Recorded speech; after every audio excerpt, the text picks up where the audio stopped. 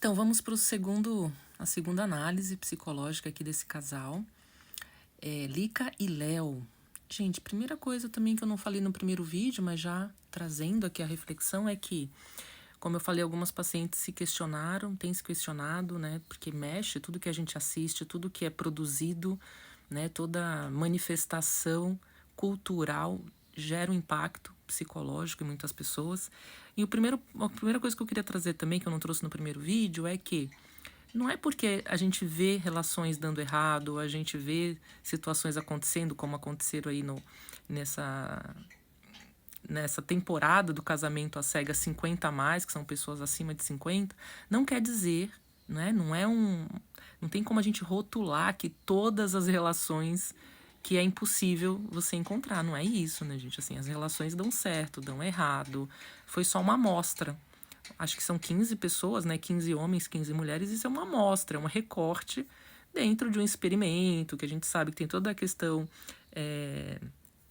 do entretenimento, né? De tudo como é construído, a narrativa, o que a produção escolhe mostrar. Tem todo um recorte aí que é feito e né, é um programa de entretenimento. Não tem como dizer que isso é a realidade de todos os casais e a realidade do contexto dos relacionamentos. Não é isso, né? Não dá para rotular dessa maneira e generalizar todas as relações. Mas aqui a gente pega e analisa individualmente como aconteceu cada relação aí dessa temporada, trazendo alguns pontos do ponto de vista psicológico, analítico, né? Eu sou terapeuta psicóloga de casais e família, fiz uma pós-graduação na área, enfim.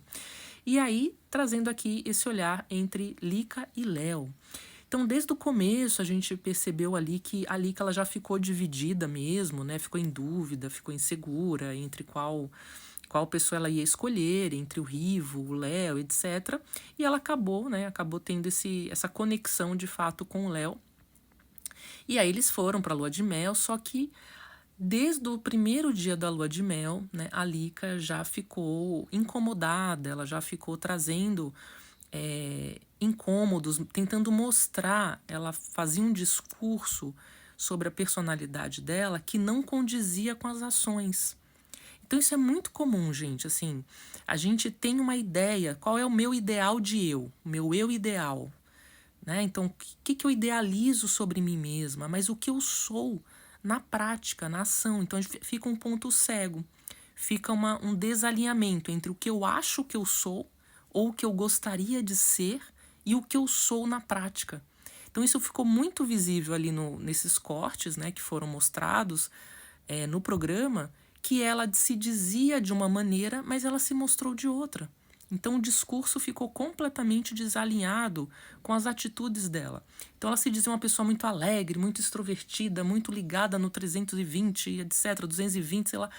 Só que na prática ela é extremamente morna, extremamente fria, passiva, fria e calculista, um temperamento assim muito pensamento e não sentimento, né? Pensando nas estruturas, as funções psíquicas que a psicologia analítica traz, que é pensamento, sentimento, intuição e sensação. Ela é muito pensamento, ela se demonstrou muito pensamento e pouco sentimento.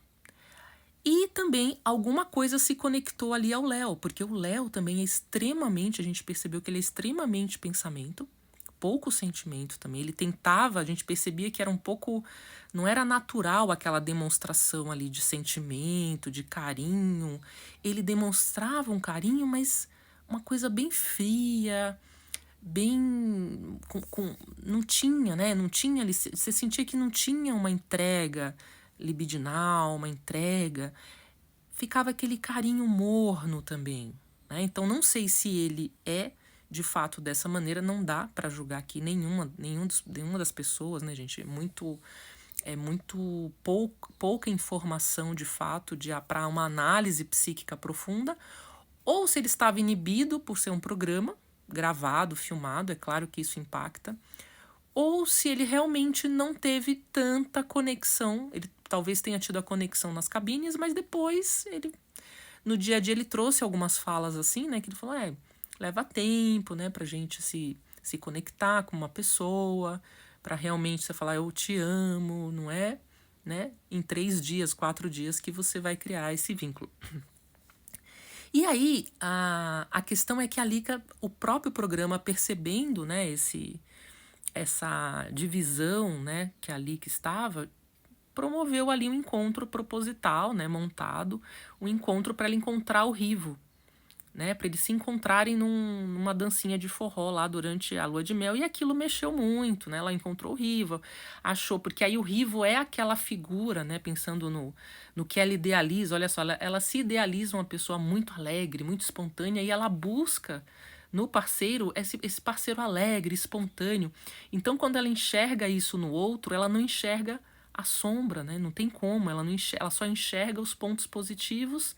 Então, ela ficou enxergando os pontos positivos do Rivo, não enxergou os pontos negativos, e no Léo ela só enxergou os pontos negativos.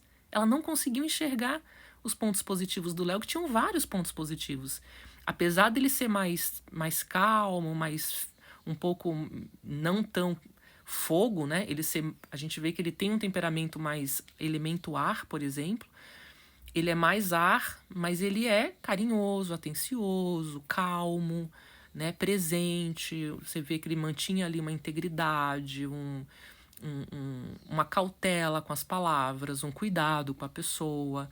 E o Rivo completamente, né, uma persona ali montada, um personagem mesmo. Eu vou falar depois, quando tiver o casal dele, vou falar um pouco mais, mas ela se conectou, que é justamente o que falta nela. Isso é muito comum, né, gente? O que falta na gente, a gente idealiza no outro. E a gente enxerga no outro aquilo que falta em nós. E você fica buscando isso, se conectando, só que é uma falsa sensação, é uma ilusão. A gente acaba se conectando a uma ilusão e acreditando que a pessoa é aquilo, só que não é. Aquilo é o que você gostaria de ser, que você enxerga na pessoa. Então, por isso que é uma fragilidade, uma falta de autoconhecimento da Lika profundo, né? A gente percebe uma falta de uma análise sobre si mesma, e ela acaba entrando nessas fantasias, tanto que ela fala no programa que ela teve vários relacionamentos que nenhum deu certo, então talvez ela fica buscando esse ideal dela mesma no outro, e o outro nunca será suficiente. Ninguém vai ser suficiente, porque ninguém, gente, nem para Lika, nem para ninguém, para nenhum de nós, não vai existir esse outro ideal que vai satisfazer todas as nossas faltas. Isso não existe. Então, o que existe é a gente enxergar o outro com as suas qualidades, mas também com seus defeitos, e a gente ir se adaptando, né? Tentando se adaptar às faltas do outro, e o outro também se adaptando às nossas faltas. Todos nós temos qualidades e defeitos. Então, a gente, como eu falei num outro vídeo que eu gravei no canal, sobre as fragilidades. Então, as fragilidades, elas vão surgindo, né? As faltas, as falhas. E o sucesso, né? Eu não gosto dessa palavra sucesso, mas a permanência, a sustentação de um casal se dá a partir do momento que você consegue enxergar os pontos positivos e ir também se adaptando às faltas, aos pontos negativos que todos nós temos. O quanto você consegue tolerar também ou ir se ajustando à falta do outro. E isso não aconteceu nesse casal, né, Lika e Léo. A Lika ficou extremamente intolerante, extremamente reativa. O Léo foi também perdendo interesse e ali foi perdendo essa conexão e, de fato, eles romperam depois que terminou a lua de mel, nem conseguiram chegar ao altar.